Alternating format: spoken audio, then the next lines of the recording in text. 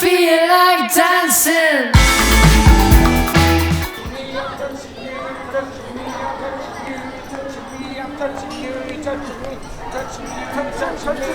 Whoa! Hello! It's me, Manhattan. And it's me, Pitch. We are from KAKKMADDAFAKKA. We're here at Poble Espanyol and waiting for the great Bona Nit Barcelona festival, the 20th of July. It's only 60 days.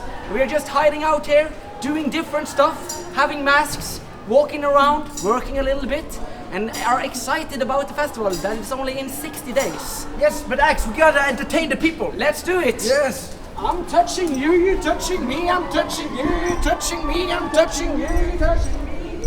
Whoa.